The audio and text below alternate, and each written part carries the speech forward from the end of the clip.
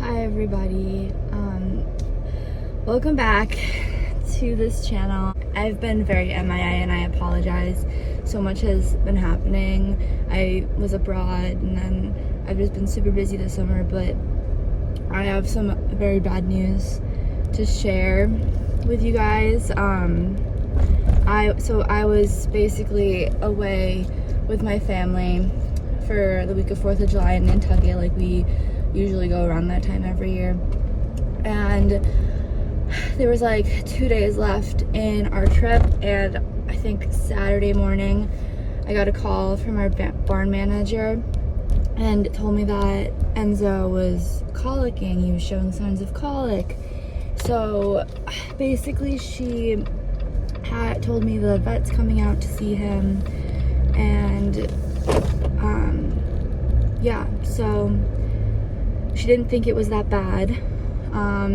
So we were gonna wait for the vet, and then I get a call like 30 minutes later saying that, oh, Enzo, we're just gonna take him to South Shore, the vet clinic, and because it's faster instead of waiting for the vet to come out. So they took him there, and the vet there examined him and did a rectal, and for the rectal, she only could get like half of her arm in. So usually you're able to get your full arm. So she thought that it was a colon displacement, and they couldn't find his kidneys on the ultrasound that they were doing. So they thought his colon was displaced. And so she recommended to have him go to Tufts Animal Hospital. So she said that they will like try to give him fluids, hydrate him, and try like medical management with him and see if that works. And then if he needs surgery, then Tufts Animal Hospital does do surgery, so he'd be there since the other vet clinic near our barn doesn't. So we had him get sent to Tufts, and he got there on noon on Saturday, and we got a call from the vet there, and they said that they were going to try and do medical management, like what the other vet said that they would do, like medical management, see if anything gets fixed on its own, because sometimes the colon can just magically go back to where it's supposed to be. And so they were going to do that. They were going to get him on fluids, keep examining him throughout the day, which they did. And we thought it was looking good, but then at like 8 or 9 p.m. that night, we got a call saying that, okay, well, it's just getting worse. He's getting gassier. Now we can only fit up to our wrist and doing a rectal. So basically at this point, the only option is surgery. So we told her to get the surgical team there and do surgery. So they were doing that. And so it started at like 10 p.m. I want to say, and lasted all throughout the night. I didn't sleep at all that night. I was just waiting for phone calls all night with updates from the surgeon.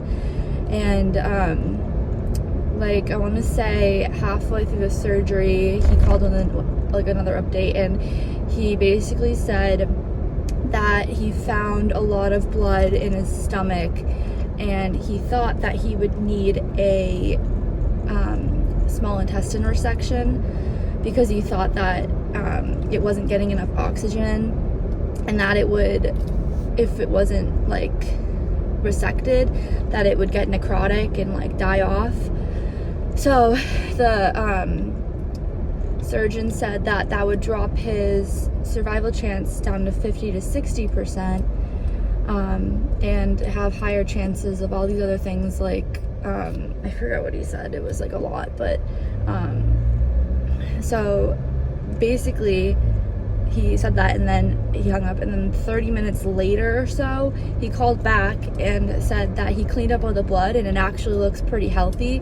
So he would recommend to not do the resection, and wanted to give him the best chance of recovery and all that. So we said to close him up, not do the resection, just let's see how it goes the next few days. So that's what we did. We closed him up. The fixing his displaced colon went well. So the next 48 hours after the surgery, we were just monitoring him to see if his small intestine was getting enough oxygen and that it was doing well and not dying like what he said in the surgery. So we were, I think the first day, his lactate levels and blood protein levels were low, which they're supposed to be low after surgery. That's normal, but he said that he was just monitoring them because like that couldn't contribute to, I think he said that lactate levels contributes to the oxygen flow. So they were just monitoring that. And then I think it was like later that day, they called back, said that they look better now. So he wasn't too concerned about that anymore. He said that they're still low, but they are not as low as they were, and this is like normal for them to be low. So now they're like more normal for being unnormal, if that makes sense. So we weren't worried about that. And then the next day he called and then gave another update about his labs and then said that they all looked good, and then he was just monitoring this one thing, which I need to look up what it was because it was a weird name that I've never heard of and I cannot remember what it was, but it was some like lab panel that they did, that they were monitoring, but then that looked good. So the 48 hours of like critical, the most dangerous part, like post-surgery that we were concerned about, was 48 hours after, which passed yesterday. So they called yesterday, they passed 2 days ago. So they called yesterday and said that he's out of the danger zone. He looks good. So now he's at Tufts in their surgical ward recovering. I think he's there. They said for 10 days in total. So I think he has another like 7 or so. I don't know. But yeah, so that's the update. I'm currently on my way to Tufts to go visit him during the visiting hours. And it's about an hour and 15 minutes from my house, which is not too bad. But another thing, on a happier note, so for those of you who do not know, I plan to go to vet school. I changed my mind my last semester of my undergrad college experience, and I wanted to do vet school instead of continuing on my nutrition degree. So I applied for pre-med post-bac programs, where, if you don't know what that is, it's basically a program that you can take after you graduate or whenever throughout your life. It's either you could take it because in my situation you're changing careers and you need more like classes before you apply to vet school, like required classes, or it's like a program enhancer. So if you didn't get a good grade in one of your classes undergrad, you can take it there and like get a better grade basically. So I applied to about 8 schools. I got accepted into all of them except one I haven't heard from yet, which I don't even plan to go to that school if I do hear from them, so it doesn't matter. But basically my favorite school that I applied to, like my top choice, was they came out with their decision like end of June. I think it was like June 30th, and they said that you'd hear from them shortly after, and we didn't know if that was days or weeks or whatever, so we were just waiting to hear from the school. And then we got the colic scare, and then I didn't really think about it, and the moment I got home yesterday or 2 days ago from visiting Enzo at Tufts, I got the decision from the school, and I ended up getting accepted to Tufts pre-med post-bac program. So I am like super happy, and I feel like that's a sign because Enzo's there at the vet school, the animal hospital, which is like combined. So I'm like really happy about that. I think that's where I'm going. So that's the happier side of things, I guess. And for Enzo, we are just hoping to continue hearing good news from the doctor, and hopefully he'll be home safe and happy soon. But yeah, so I'm on my way to visit him, and I thought I would bring you guys along with me. I have about an hour and 8 minutes left to this drive, so if I don't talk to you before I get there, I will see you at Tufts Animal Hospital.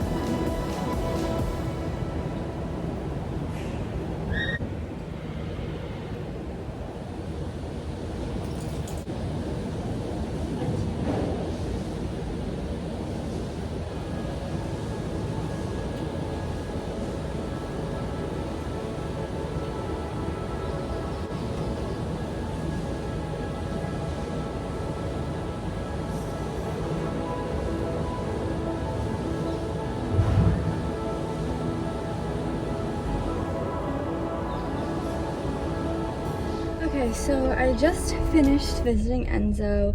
It is so incredibly hot out, but I had to leave. I mean, the visits are technically only supposed to be 30 minutes, but I don't think that's very strict. But I have a dentist appointment at 2 that I'm already going to be late for, so I have to head out. But I'm so happy with how he looks. I mean, the other day when I visited him, you could tell he was so hungry because he was digging in his shavings for hay and like putting his head in the feed bucket multiple times. I felt so bad, but they were only giving him a handful of hay every 2 hours to just slowly reintroduce him to hay and get his digestive tract like warmed up to it. And yeah, so today he didn't seem as hungry, and you could tell he's getting fed more now, so he at the stop is a little sign, happier. turn right. I brushed him for a bit. He really did not like me going near his in 3.8 miles, bandage. turn Sorry, right my onto Mill maps Street. is going off, but yeah, he really didn't like me going near his bandage, which is understandable. So I kind of just brushed his neck, a little bit of his bum, and then I combed his hair, his mane, and his forelock, and he looks so good. I'm so happy. He's so cute. And then I'm just so grateful he's healing well and all that stuff. But yeah, so I didn't have to wear the gloves and the plastic boots today because he's cleared, the doctor said. So because the other time I went, we had to like gear up before we entered his stall, but good news, we didn't have to do that today. I'm like so happy. But yeah, I just thought I would give a nice little update. This past week, like the 3 days of waiting and just trying, like hoping that he would be okay, like it like literally destroyed me. It was like the worst 72 hours of my life. It was awful. I cried so hard, my face was like swollen.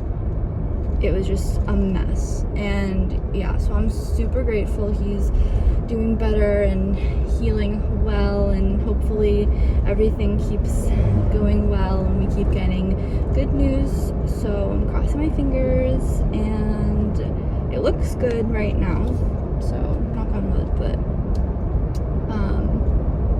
yeah, so thank you guys for like watching this little update, and I will see you guys soon.